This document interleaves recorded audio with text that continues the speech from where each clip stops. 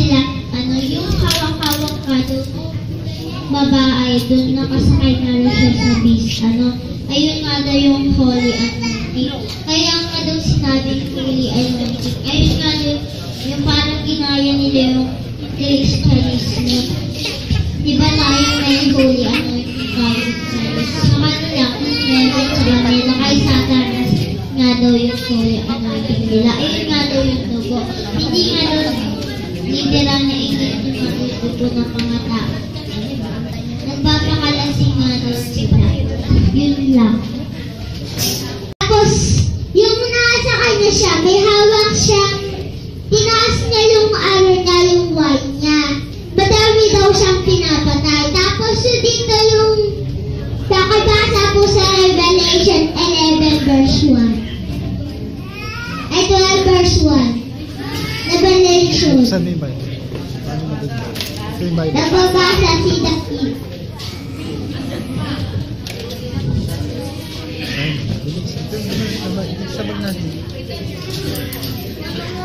Under her feet and upon her head a crown of flames got. Ang sabi nga doon po, yung woman, ibig sabihin ko ng woman's diet. Tapos dito yung woman, plural doon. Sa loob ng woman, yung Israel Church, yung Karnar. Tapos dito din si Jezebel, RCC siya. Tapos dito sa Revelation 2 verse 20. Tapos dito sa Matthew 30 verse 33. Sa Matthew 30 verse 33, ito na yung levedura. Tapos dito yung white, dito yung 4 beasts. Yung 4 beasts, ito na yung number 1 lion, yung number 2 bear. Tapos yung number 3 leopard. Tapos number 4 terrible beast. Yun lang. Perfect ako kasi nagsasalita ako na. Ngayon, marami naman po tayong pagkukulang, diba? So, ayun, nais ko lang po na yun, yung bawat isa-isa na mag-devotion na napakahalaga po.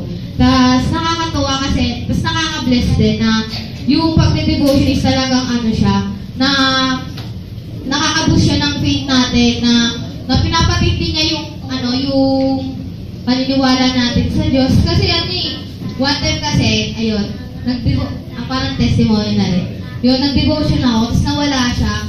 Kasi, ayun po, share ko na rin na napalayo kasi ako sa family namin. Bali, sa QC ako nakatira, tapos tuwing linggo lang ako pumupunta dito. Nakakalungkot na kasi, habang nandun ako, napapabayaan ko siya. So, ayun. Tapos, share ko na rin na diba once na nag-pray ka, parang lalo na pag sincere ka, mararamdaman mo, diba? So, nakakatawa kasi parang nag-repent ako, na-feel ko yung presence ng Diyos sa sarili ko. So, parang gusto ko lang din i-share to para sa iba sa atin, sa ibang mga kabataan na ayun, na huwag nating putulin yung devotion natin. Kahit na hindi tuloy-tuloy, basta naalala natin siya. Yun lang po, please. Hindi naman nag-aangkat si Lord ng kahit na mahabang oras ang hinihingi niya kahit konti lang, basta totoo tapat sa atin. Yan lang. Maraming salamat. Yung mga babae sa Apocalypse, yung sa Revelation 12 verse 1, yung woman tsaka yung Israel, pati yung woman, yun yung ibig sabihin plural. Yung Israel po, tsaka yung church, tsaka yung harlot. Ibig sabihin po ng harlot, yun po yung si Jezebel. Yun naman po sa yun po yung si Jezebel, pinatawag po siyang RCC. Yun naman po yung kaya nga po bakit yung sinasakit natin yung babae iyon, pula. Tsaka bakit nga daw pula yung sinasakyan niya? Dahil nga daw po di ba mamamatay tao daw po siya.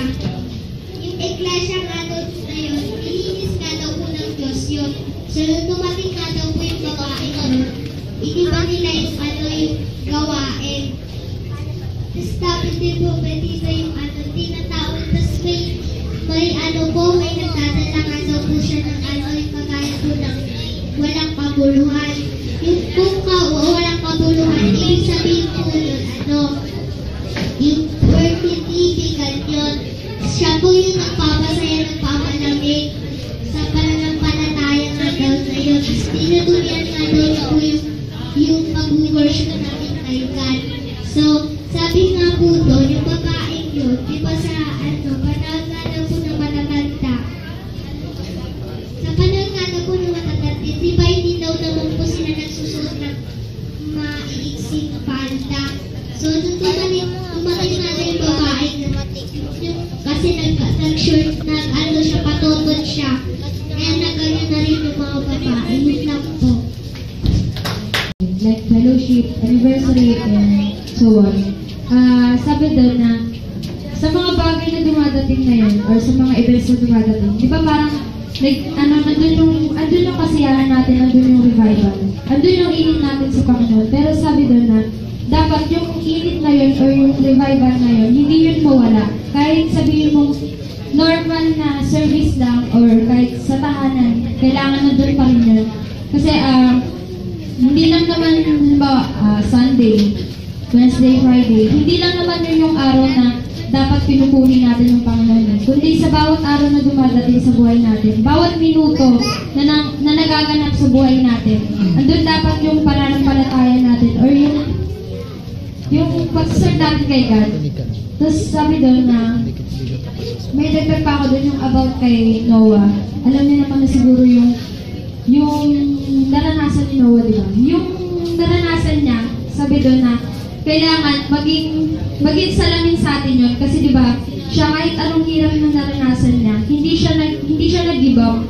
Kumbaga parang pinaglaban niya kung ano yung nasa isip niya. Kasi kumbaga parang yung nasa isip at puso niya, yun yung sinabi sa kanya ng Diyos na iniisip niya na may kaligtasan siya.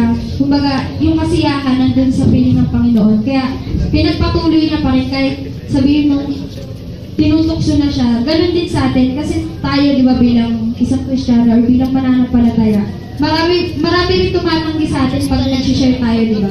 Kahit sabihin mo, visitation or what na may kakilala tayo. Pag nag-share tayo sa kanila, parang ini-ignore nila, binabaliwala nila. Pero sabi doon, kahit ganon yung nararanasan natin, kailangan tuloy pa rin tayo. Kasi hindi naman, wala namang, ibig sabihin na, hindi mo naman masasabi na walang kabuluhan yun eh. Kundi, pag pinagpatuloy mo yun, doon mo makakamit yung kaligtasan. Yun. Ako si Brother Simon David Templo Ito, from Carolina Church, na hindi ka nakakilala sa akin. Yun, hindi naman na po bago yung tsura ko, no? Lalo na po, pogi ka pa. Yun po, lahat naman tayo dito, pogi magaganda eh. Kasi anak po tayo ng Diyos na po. Amen. Yun po, sabi nga po ni my brother, testimony daw yung mga nangyari sa isang linggo. So yun po, blessing po galing kay God na binigyan, kahit sa school lang po, may nagbigay po siya ng isang parang nagbibigay encourage sa mga bata o sa mga young people na kagaya natin. Sabi niya nga po, yung gift from God o yung binigay niyang pagkakataon sa mga young people, kasi sabi niya, young people, sabi nga doon ni Jose Rizal, young people, ang kabataan ang pag-asa ng bayan. So sa atin naman po, tayong mga kabataan, binigyan po tayo ng gift ng Diyos o ng Ama para gamitin natin sa tama o sa pagpupuri sa Kanya. Di ba po, bilang isang musician, o marami naman po dito. Taas nga po lahat ng mga kamay ng mga musician.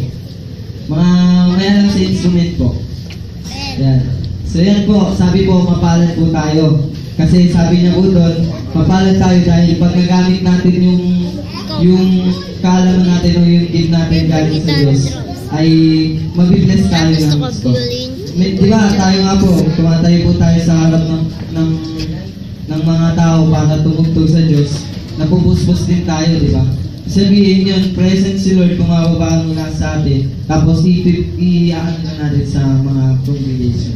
So yun, mapalad po tayo lahat dahil binigyan po tayo ng kaloob ng Diyos na po. Yun na po. Lalo na sa ating mga kabataan, ang malapit tayo sa temptation dito sa mundo. Tayo pinakamalapit sa temptation sa mundo. Ang dapat lang natin gawin is umalayin lang tayo sa Bible, sa Word of God, sa message. I-align lang natin laging sarili natin doon para ma-overcome natin kung ano yung bagay na example, trials, ganyan, or temptation na dumarating sa buhay natin para ma-overcome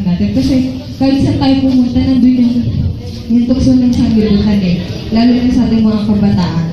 Alam na, nakakadali naman siguro yung marami dito.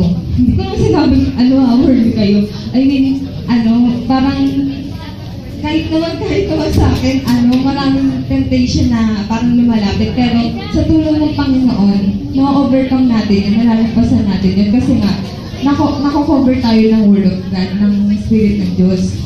Ayun. Ayun po, katulad ng message ni Pastor Roland kanina, sabi niya nga, lagi lang tayo titingin sa Word of God, kahit ano pa siguro dumating sa buhay natin. Yun lang. Thank you po. Wish nga po, kulang yung oil nila, pero hindi pa rin po sapat. Yung wise, hindi lukewarm. Yung wise, dahil foolish sila, pero Nagsaliksik. Kaya naging wise. Yung foolish, di ko nakita lukewarm. May oil sila, pero kulang naman. Sabi niya yung buhay, banal daw yun para sa Diyos. Sabi niya, yung Diyos, meron siyang dalawang aklat sa langit. Yung una yung Book of Life, saka lang Book of Life. Sabi niya, lahat daw nang nabubuhay sa mundo, nakasunod nyo sa Book of Life. Sabi niya, babae man o lalaki, masama man o mabuti, mahirap man o mayaman, nakasulat lahat yun nakasulat sa aklat ng buhay. Sabi niya po sa Revelation 13 verse 8, yung lahat na nabubuhay sa mundo, nagsisamba doon sa kanya, yung mga pangalan nila, ito yung mga nakasulat sa Book of Life, ay di na lang itatatal doon sa sanlibutan. Sabi niya, di ba lahat na nakasulat doon sa aklat ng buhay, sa uling panahon, maghuhukom sila. Sabi niya rin dito sa Exodus 32 verse 33, sabi niya, di ba yung kung sino daw yung magkakasala kay Moises, buburahin yung pangalan nila. Yun lang. And my report is all about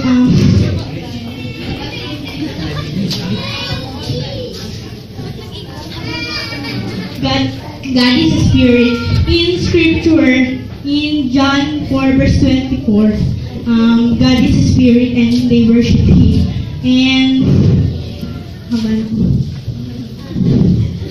in scripture, we can see clearly that there is only one true God, the Father. And first commandment is in Exodus 20 verse 3 na, thou shalt have no other God before me. So this verse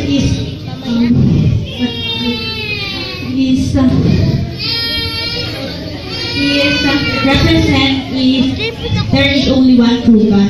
So, and God thought and attributes. Elohim is eternal. So, the word God means an object of worship. So God, also Elohim is a father. How can we call the Father? So God in mind wanted to create sons and daughters. That's all. Thank you.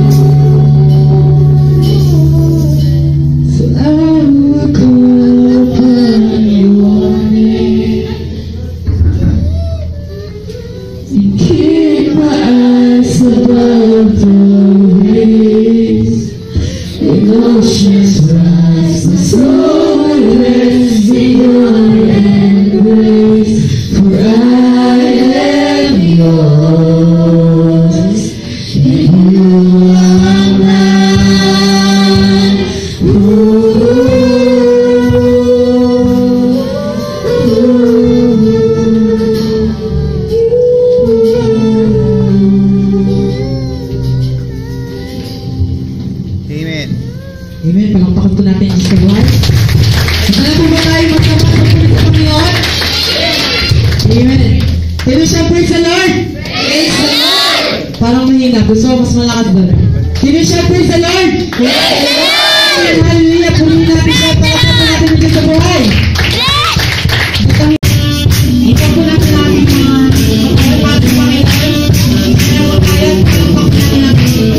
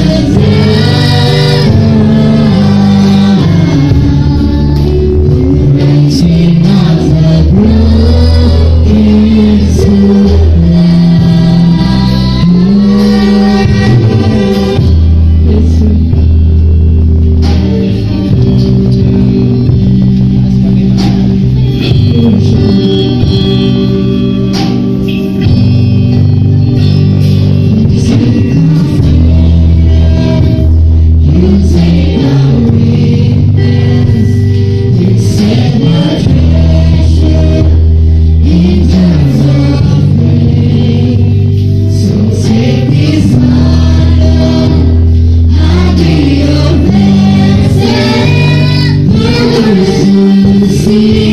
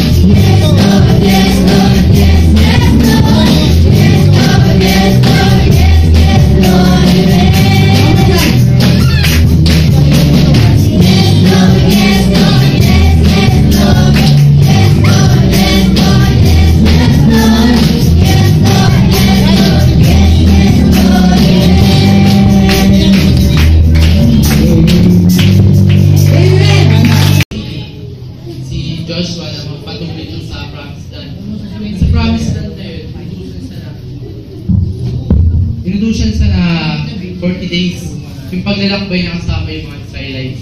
Di ba yung 40 days na yun, bakit ba umaba, naging 40 years yun, yung alamin natin. Bakit naging 40 years yung paglalakbay ni Joshua and Caleb kasama yung mga Israelites? Di ba alam natin na, yun yan, yung naglalakbay sila, bigyan sila ng command ni Moses. Yung kasama nila yung mga Israelites, nag-start na sila. Yung 40 days ay naging 40 years kasi yung mga kasama niya, sinasabi ni Moses dapat yung mga Manila pa susundin. Yun nga, pinaglalakbay na sila, tapos yung pinapakain sa kanila, mga kapapanin ng gulay, kasi yung mga pa. Tapos di sila nakakain ng masarap, tapos yun nga, siyempre, parang yung iba, walk out kasi ang hirap-hirap na doon, tapos yung pinapakain sa kanila. Kaya yung iba, hindi na talaga nag-isip. Parang wala nga. Sabi nga doon, di ba? Kanya, yung iba nag-walk out, tapos yung 40 days na yun, hindi nila natapos ng 40 days, may 40 years. Yung 40 years na sobrang haba doon sa lakbay nila. Kaya, yun, yung dalawang matibay na nagpatuloy, walang iba kundi si Joshua and Caleb. Sila lang yung dalawang nakapasok sa promise. Yung iba, hindi sila nakapasok kasi hindi sila nagpatuloy. Kaya dapat tayo, at may mabigat tayo na pinagdaanan, yung may mga problema tayo. Kasi bago tayo maging bride ni Christ, binibigyan tayo ng trial. Yung trial na yun, kailangan magpasa natin yung mga trial na yun para maging bride tayo. Di ba? Wala naman naging bride na hindi dumadaan sa trial. Kaya lahat tayo, pag may trial na binibigyan, subukan natin. Huwag tayo sumubok. Sabi pa doon, alam niyo rin ba yung story ni Jacob? Diba si Jacob, siya yung binigyan siya ng maraming sakit, pinatay yung mga anak ng demons, tapos after nun, di pa rin siya sumuko kay God. Nagpatuloy pa rin siya kay God. Alam niya na, pati yung asawa niya, sinasabi sa akin, di ba, ayoko mo na yung Diyos na yun, hindi naman totoo yan. Kasi yung panalangin niya parang di lumipad.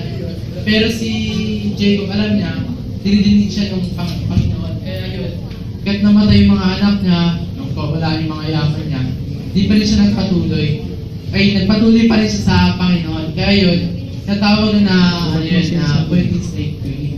Si Jacob, siya. Marami pang mga anak ng Diyos na nagkaroon ng mga gano'n na palagay. Dapat, tayo din maging poetic snake to him. Dapat po. Ang day niya ay Sunday. Yun, pinagbigyan siya ng Diyos na yun ang day niya. Kaya tayo pong mga kabataan, dapat sabi tayo nag-encourage ng mga kabataan din na katulad natin. Kasi sabi nga, kapag hindi nakakati ng iba nating kabataan, natural, meron silang trabaho, halimbawa. Tapos, habang lumalaki kasi tayong mga kabataan, meron tayong kanya-kanyang responsibilidad sa buhay. At sabi nga, kung lahat naman tayo nandito na sa church, wala na magta-tithes, wala na magbibigay para sa pag-ibanghelyo ng mga pastor natin. At yun, kailangan din natin talaga magtrabaho bilang mga kabataan para may magamit sa iglesia. Hindi lahat pwede, dito tayo lahat. Yun. At yun, sa aming mga responsibilidad naman sa church, kailangan natin tawag yun, hanggang may pagkakataon, sabi natin sa Psalms 90 verse 12, yung binibilang yung taon natin, sabi doon, hanggang kailan natin, yung natitirang taon natin sa Diyos, kailan pa na tayo maglilingkod, sabi nga. At minsan na nagbibiruan tayo na minsan pag may mga sakuna na dumarating sa atin, doon lang tayo nagiging sincero, yung mas maraming umatin sa church pag may mga sakuna ka doon, lindol, nakaraan ba may lindol. Pero sabi nga, mahina pa lang yung lindol. Pero paano kaya pag binigyan ng Diyos ng 0.8 na lindol, no? Siguro lahat, puno na church natin. Siguro lahat nakatin na. So yun, lahat ng bagay ay nagkakalakit-lakit lang po. At yun, siguro yung topic natin sa Joshua 6 verse 5, pakibukas po natin sa Joshua. Siguro umpisahan natin sa verse 1. Pakibasa po. Kim. Tayo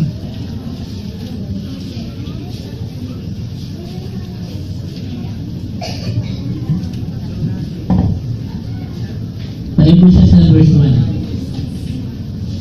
1 to 5. 6 ba? 6:1. Ang dari ko nga ay lubos ng nakukop ko dahil sa mga anak ni Israel. Walang nakalalabas at walang nakapasok. 2. At sinabi ng Panginoon kay Josue, tingnan mo ang aking binigay sa iyong kamay, ang Jericho, at ang hari niya at mga makapangyarihang lalaking matapang. Ano ba? Okay.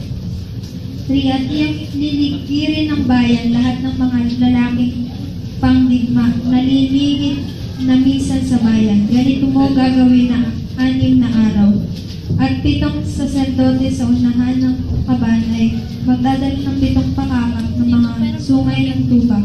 At sa 7 araw ay inyong liligiring pakapito ang bayan. At ang mga saserdote ay hipan ang mga pakakak. 5. Ang mangyayari na pagka hinipan nila ng matagal ang sungay ng tupa, at pagka inyong narinig ang mga tunog ng pakakak, ay hihiyaw ng malakas ang buong bayan. At ang puto ng bayan ay guguho at ang bayan ay sasampa, ang bawat isa ay tapatan sa harap niya. Mapapansin natin dyan sa bagong verse 1, nagkaroon ng pangitangan si Joshua. At sabi doon, nagpakita sa kanya ang isang lalaki, sabi doon, pinaghahanda siya nagtanong si Joshua kung sino yan, kung lingkod ba yun ng Diyos o isang kalaban. Tapos nagpakilala yung lalaki, sabi niya, siya ay isang pinadala ng Diyos bilang hukbo, sabi doon. Kasi sa Israel, sa Jericho, sabi doon, walang makakapasok doon o makakalabas. Ibig sabihin, nakakulong lang sila sa isang lugar. Tapos sabi doon, nagbigay ang Diyos ng hukbo sa kanila kay Joshua, sabi na. At nagpadala pa siya, sabi doon. At sa verse 1, at ang Jericho nga ay lubos sa kanila. Sinabi ng Panginoon kay Joshua, tignan mo ang aking ibinigay sa iyong kamay ang Jericho, at ang hari niyon at ang mga pangyarihang lalaking matatapang. Ibig sabihin, pinagsitipon niya yung mga mandirigma ng Israel, ng Jericho, sabi doon. At yun, sabi nga, paano natin inilipos sa panahon natin ngayon bilang mga kabataan? At sabi nga doon, alam naman natin na ang panahon natin ngayon ay religious time o pinaka-papangalim, sabi doon sa Hebrews. Yun nga, sabi doon, sabi nga doon na kailangan redeeming na time sa panahon natin ngayon. Kailangan manumbayad tayo. At sabi doon, nakikita ng Diyos, sabi nga doon sa Genesis, nakikita ng Diyos na yung tao, sobrang pasama na sila ng pasama. At sabi nga doon sa Genesis 6, sabi nga nila, nagsisi daw ang Diyos. Pero sabi doon, ang pagsisisi ng Diyos, hindi katulad ng pagsisisi ng tao, na ang tao, di ba, pag nagre-repent ka, nagsisisi ka para mawala yung kasalanan natin. Ganun po yung human being. Pero sabi doon ng Diyos, hindi siya human being. Ang sinabing repent, sabi doon sa Genesis 6. Pakibukas pa nga po natin. Genesis 6 verse 6. Genesis 6. Simon, open. Open mo, dali. Pakibasa ba, Brother Jeremiah? 6. Genesis 6 verse 6.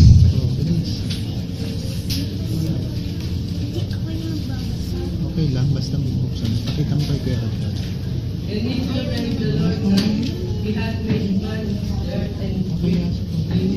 Yun, yung salitang rin, yun yung doon, yung ibig sabihin ng repent. Ibig sabihin ng Diyos, sasaktan siya dun sa mga ginagawa ng tao na masasama. Kasi nga nakikita niya na yung mga tao na kanya nilikha ay pasama na ng pasama. Tapos sabi nga, bakit mas gusto ng mga kabataan ng mga worldly things sa panahon natin ngayon? Halimbawa, yung mga worldly song. Bakit mas maraming kanta ang worldly song kaysa din sa mga Christian song? Kasi nga, alam naman natin na ang mga worldly song ay mas powerful. Kasi nga, diba si si Lucifer, iba sa siyang anghel, at mas marami siyang nadaya na 1/3 of angel kaysa sa mga natira. Sabi nun, bakit sinayaran ng Diyos na magkasala ang tao? At sabi nga doon, gumagawa ba ang Diyos ng ibig? Sabi doon, sa Ezekiel 28, verse 12, sabi doon, ang Diyos hindi siya kailanman gumawa ng masama. Pero sabi doon, di ba sa Genesis chapter 2, nilikha niya ang tao ayon sa kanyang wangis. Ibig sabihin, ang Diyos, sabi doon, sa pamamagitan ng kanyang nilikha, na kanyang image and likeness, doon nagsimula yung ibig. Basahin po natin sa Ezekiel 28, verse 12. Saan ba yun?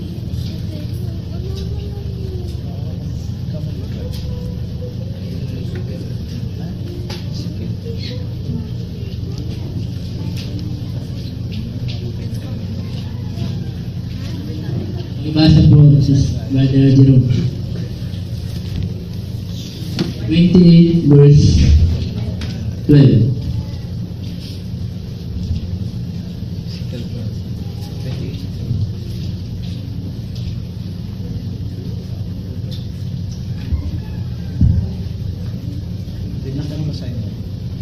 Anak ng tao,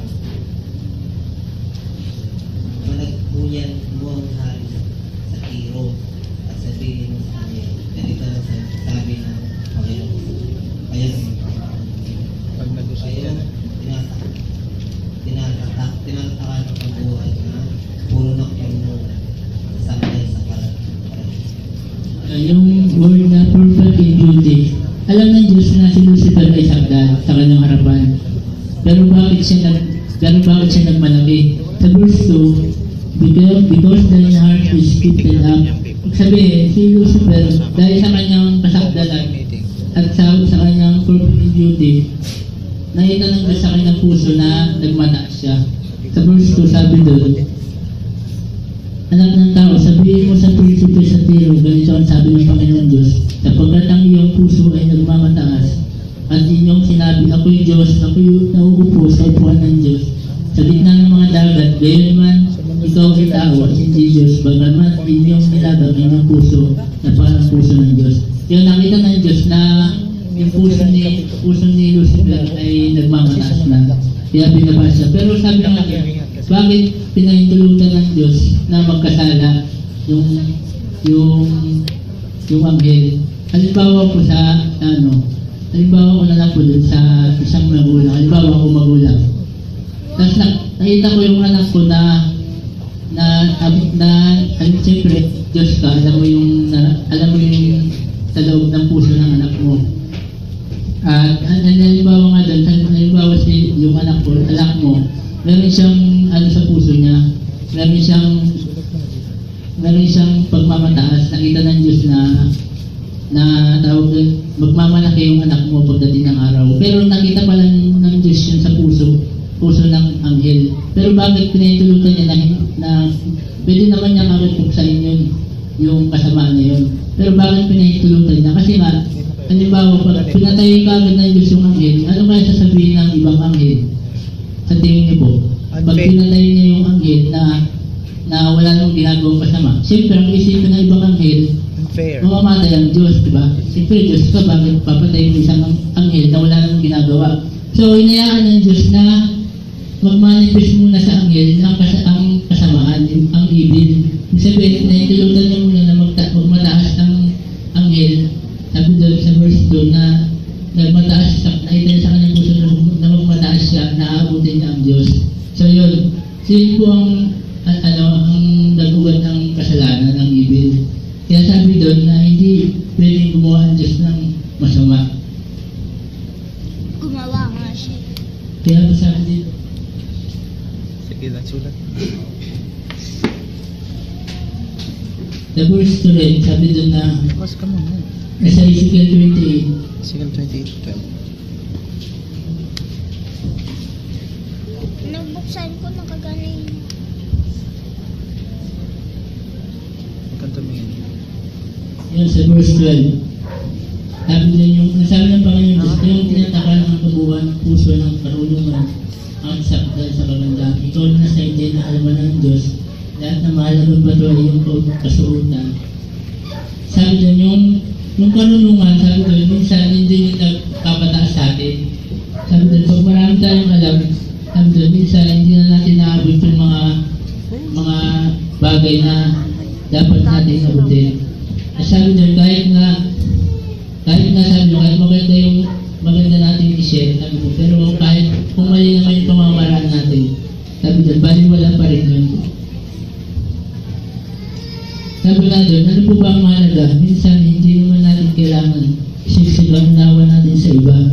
At hindi naman masama na magbahagi ng Word of God. Pero sabi doon, ang kailangan lang makita yung buhay natin. Kahit hindi na tayo mag-share sa iba, basta makikita sa buhay natin kung ano yung salita ng Diyos. Sabi doon, mas mahalaga na po daw yun. So yan po yung sinasabi ng selyo.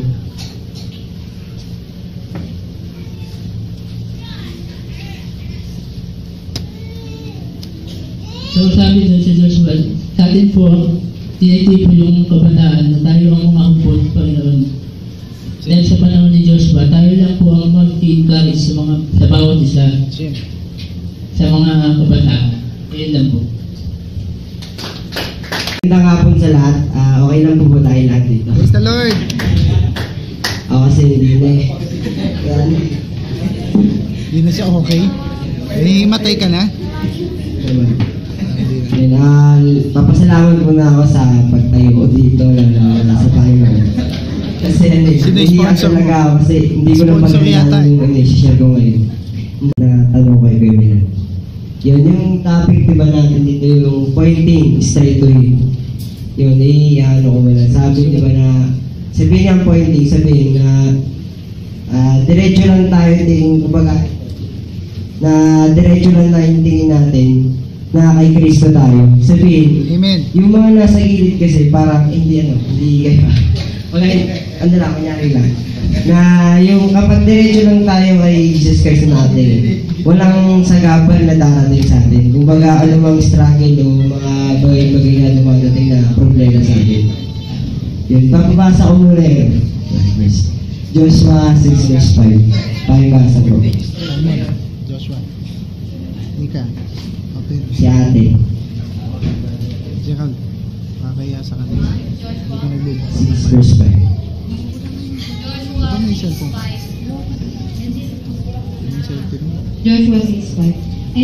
And it shall come to pass that when they make a long blast with the ram's horn, and when ye hear the sound of the trumpet, all the people shall shout with a great shout, and the wall of the city shall fall down flat, and the people shall ascend up every man straight before him.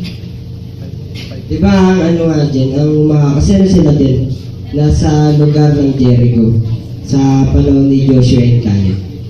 Diba ngayong kwentong yan kung alam natin na si Joshua, diba nung pagpunta nila sa Jericho, kasi lahat naman sila kinabahan kasi nung nakita nila yung lugar, malaking harang, tapos yung mga tao doon, mga higante.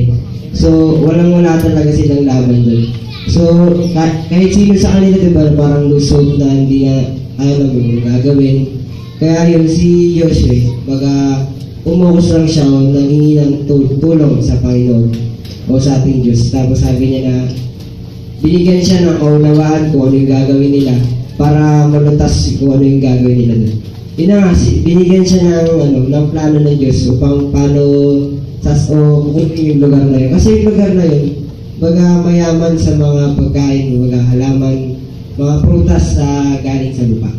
Tapos, diba sabi pa doon, yung bago nila sa kupin yan, diba naglakbay sila ng 40 years, yung sinabi ni Father Abraham. Na yung 40 years na yun, dapat hindi talaga 40 years yung paglalakbay nila. Nasabi nga ni Brother, huge. Nang dahil sa katigasan ng mga Israel. O yung mga tao na Israel.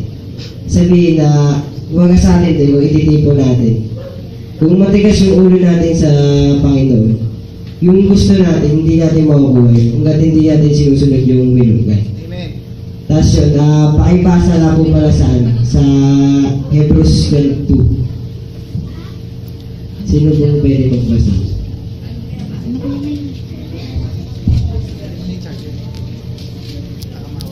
Si ano na lang, yung kapatid kong isa. Sister Sena.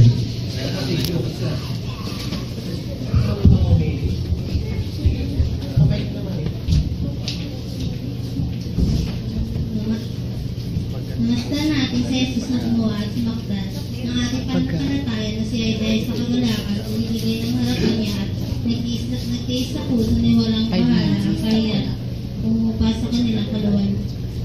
May pasa din sa ano, sa English. Looking unto Jesus, the author and the finisher of our faith, who for the day that we sit before Him, endurance the cross, despising the shame, and He sat down at the right hand of the throne of God. Ito ang mababasa natin yun. Yung binanggit natin, pwede rin natin balik dito, yung pointing straight to Him. Na yung looking unto Jesus. Sabihin nga, kung kay Kristo lang tayo nakatingin, wala na tayong pupaglimahan kung anong bagay. Kung baga kasi ibang tao, paggutom, walang pera o naghihirap na. Diba, kanino ba sila lumalapit? Siyempre, mananalangin sila, tapos naghihintay sila. Tapos, parang minamadali nila agad na mabigay agad yung blessing sa kanila. Dapat nga, marunong din tayo maghintay. Kasi pag hindi mo yung hinihintay yung ibibigay na blessing sa inyo Diyos, wala talagang darating. Kasi minsan pa nga, diba, abutin pa ng taon bago ibigay yung pinapanalangin mo. Tapos yun, balik tayo sa topic ko. Sa looking unto Jesus. Sa part nung kay Peter. Diba si Peter nung nasa dagat siya, kasi diba yung nasa bagyo sila. Diba habang bumabagyo nun, ito yung bangka nila para umaalog-alog daw yung gumigewang-gewang sa tubig. Diba ang ginawa nila, ginigising nila si Jesus Christ. Nawala pala si Jesus Christ doon sa bangka. Tapos, hinahanap nga nila si Kristo. Tapos may nakita silang parang naglalakad na tao dun sa unahan nila. Di nila malaman kung sino. Tapos si Peter, diba, na narinig niya may tumatawag sa kanyang boses, sabi lang, Peter, halika dito. So, ang ginawa ni Peter, sinundan niya nga lang yung boses na yun. Dire-diretso lang siya lumakad. Diba yung mga kasama niya pang apostles, diba? Ayaw nga siyang pagpapain kasi dagat din sabihin, lulubog siya. Malulunod, tapos bagyo ka lang. Tapos ang ginawa ni Peter, siyempre, yung call sa kanya, mas pinakinggan niya yung kaysa nagsasalita sa gilid niya. Kaya ang ginawa ni Peter, habang sinusundan niya yung boses na tumatawag sa kanya, nakita niya nga si Kristo, andun sa tubig, nakalutang. Diba ang unang, tawag dito? Ang unang sinabi ng apostolos yung nakita nila yun, sabi niya, multo, o kaya kung anumang mga lumulutang-lutang. Tapos yun ang ginawa ni Peter. Pumukus lang siya tingin kay Jesus Christ. Tapos ang nangyari, nagulat nga yung mga apostolos kasi si Peter. First time lang nilang makita yung may taong naglalakad sa tubig, kaya nagulat sila lahat. Pero si Peter, di ba, habang dire-diretso siya naglalakad sa tubig, bigla nga siyang lumingon. Kasi nakita niya nung kumidlat, parang natakot siya. Kaya nung lumingon siya, pag ganun, hindi na siya tumingin kay Kristo, bigla siyang lumubo. So, ganun din dapat sa atin, na kapag, kumbaga, bilang mananampalataya sa Diyos, dapat kapag tayo ay nagpo-focus na sa Diyos, dapat hindi na tayo tumingin pa o mag-take pa ng ibang bagay o makasalimot ang bagay. Dahil kapag ginawa pa natin yun, pwede tayong mag-backslide o hindi na makagulit pa. Yun lang po. Amen. So para to sa ating lahat mga kabataan, hindi lang naman kaya tayo naging believer, no? Para paniwalaan na ililigtas siya tayo. Diba? When we talk about pointing straight to Him, yun yung pagbabalik natin sa Panginoon, no? Yung hinihintay natin yung catching away for His bride. Yun. So, pwede mo ba kayo buksan yung Genesis chapter 2? Hindi. Genesis chapter 1 pala, yung paglikha sa tao. Ipapakita lang po kahit konti. Genesis chapter 1, verse 26. Yan. Ito po yung ika-anim na araw, di ba? Yung paglikha po ng Diyos sa tao. And God said, let us make man in our image, after likeness, and let them have dominion over the fish of the sea, over the fall of the air, and over the cattle, and over the sea, and over every creeping thing that creepeth upon the earth. And so God created man in his own image, and image of God created him, male and female created he them. Yung Genesis chapter 2 verse 2 naman po. Chapter 2 verse 2. Ay, sinamahan natin sa verse 1. Chapter 2 verse 1 po. Thus the heavens and the earth were finished, and all hosts of them. I think 7th day. And 7th day God ended his work which he had made, and he rested on the 7th day from all his work which he has made. Tapos balik po tayo sa Joshua 6, yung sa verse 4 po.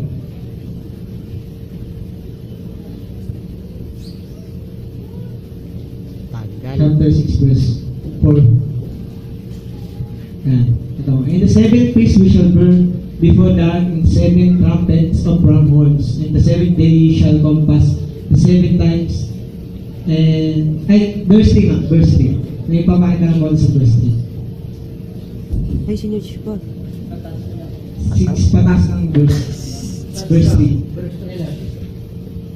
And yan ito, in 6 days. And ye shall compass the city, and ye men of war, and round about the city once. That shalt thou do 6 days. And the 7th priest shall bear before the ark 7 trumpet of ram's horns, and the 7th day he shall compass the city 7 times, and the priest shall blow with the trumpets. And it shall come to pass, verse 5, when they make a long blast. Verse 5, Joshua 6:5.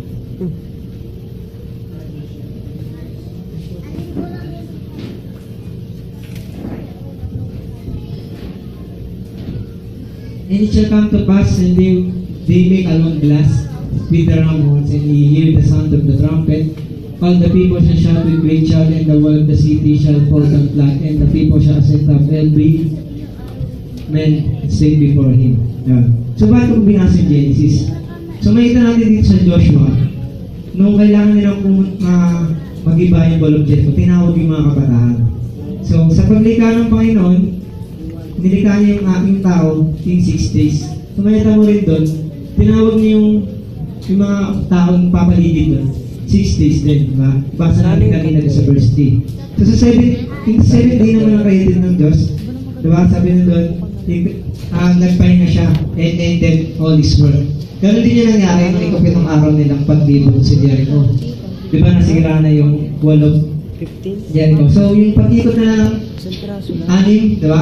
6 muna in 6 days yung napag-ibotan nila. So pang 7th day naman, may tamo doon yung yung medyo para yung papartner. Ngayon sa 7th day, katulad ng ginawa ng Diyos, tinapos niya na yung gawa niya. Katulad din doon sa pinapagawa niya kay Joshua. Sa ikapitong araw na yun, gumiba yung wall of Jericho in the 7th day. Diba? Yun. So basahin natin sa Revelation chapter 9 verse 13, yung 6 days, 7 trumpet pala. Tapos, Revelation 10:7. And those days shall 13. Baba. And the 6th angel sounded, and I heard a voice from 4 horns and altar which is before God, saying to the 6th angel which had the trumpet, loose the 4 angels which are bound in the great river Euphrates. Yun, dito naman sa 6 days, yung angel naman, yung 4 angel, ang sabi nun? And the 6th angel which had trumpet, loose the 4 angels which bound in the great river. No, doon naman, nilabas naman yung anghel, no? Makita natin doon, sa 6 days, sa creation, nilikanan Diyos yung tao. Sa 6 days naman doon sa pagsira ng wall of Jericho, pinaligiran nila yung wall. Diba sa 6 days? Sa 6 days naman, sa may 7 trumpet, yun naman, yung angel, lumabas din, yung 4 na angel. No? Tapos sa 7th day, basahin natin, Revelation 10:7. Sa 7th day naman, sa pagbulo ng trumpet, kasi yung nakalagay ng kanina, diba, nabasa natin sa Joshua 6:5, and they blow a great blast, and they shall blow the trumpet, and the people will shout with a great shout. But in the days of the voice of the 7th angel, when he shall begin to sound, the mystery of God shall be finished, as he declared to his servant the prophets.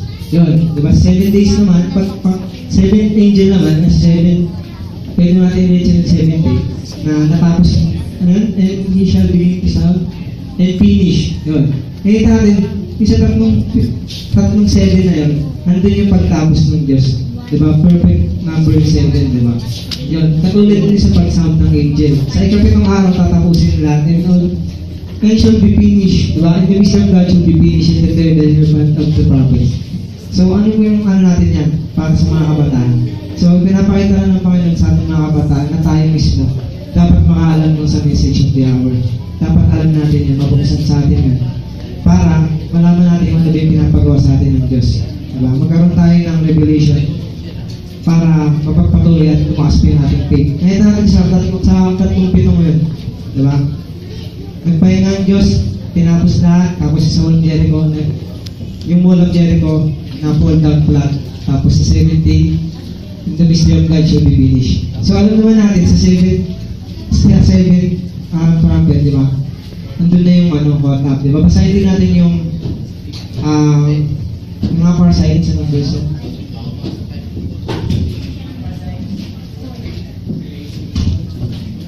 Revelation yun sa mga parasites, Revelation chapter 8:1. Di ba yun yung rapture? Diba? Nakita mo rin, yung church ages, pang-pito rin yun, yung rapture. Sa 6 days, paglibot yun yung 7 church ages, diba? Efeso to Laodicea. Yun. And when he had opened the 7th seal, there was silence in heaven the space of an hour. And I saw the 7 angels stood before God and were given 7 trumpets. O yun, diba? Yun. So makita natin, sa kada ikapito, nandun yung pagtapos ng mga pangyayari, no? Yung sequence of events, doon natatapos. Katulad din dun sa nangyari sa pag-igibahan sa Wall of Jericho. So, mali pinapakita ng Panginoon, dapat tayo mga kabata, meron tayong alam o may revelation tayo, o may Word of God tayo, para tayo makasama sa catching away, para tayo maging handa na maging bride. Hindi naman porket nandiyan yung mga elder, nandiyan yung mga pastor, sila lang dapat yung may alam. Sila lang yung nag-share sa iba.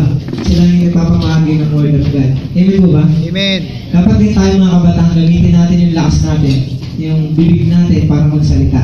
Diba? Dapat alam din natin paano ipahayag yung message of the hour, and the end time message. Alam na po ba natin kung ano yung end time message? Alam na po ba natin mga mensahe? The mystery of God, katulad po nung turo ni Pastor Roland kanina doon sa church, yung the mystery na ang iwagan ng Diyos, diba? Or the mystery of God, yun. Yun na nga yun, yung mga mensahe, mga panahon na. Alam natin hindi lahat alam pa yun. Pero kaya tayo nandito para pag-aralan, para matutunan ng lahat kung ano ba yun, end time message, diba? Ang message of the hour. So pinapakita sa atin dito na kayong mga kabataan, palakasin natin yung faith natin kay Lord kasi tutuparin niya lahat ng pangako niya. Katulad sa Joshua 6:5 na nangako siya nung kay Joshua na gigibayin niya yung Wall of Jericho.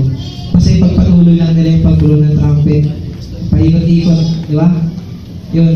So tayo, may papagawa rin sa atin ng Diyos bago pa siya dumating, bago pa yung catching away, bago pa yung mga power silence. Di ba? Alam na ba po natin ano yung ministry natin sa Panginoon? Ano po yung, alam na po, sure na po ba tayo maliligtas tayo? Alam na natin kung kailan. Kung handa na po ba tayo sa pagbabalik ng Panginoon to take us to the very supper of the Lamb. Yun. So mga kabataan, encouragement ko, kailangan magpakatibay lang tayo sa Panginoon, magpatuloy lang natin. So alam ko, hindi pa nila naiintindihan yung iba, pero sa kamay ng Diyos, alam ko, siya yung bahala. Siya yung bahala ang pagpaintindi. Siya yung bahala magpahayag sa ating lahat, yung magpalakas, magpag-grow sa ating faith. Yun. So, dahil meron, ang sunod po dito sa opening and testimony report. So, you can share about po sa topic. So, information lang sa mga mag-isang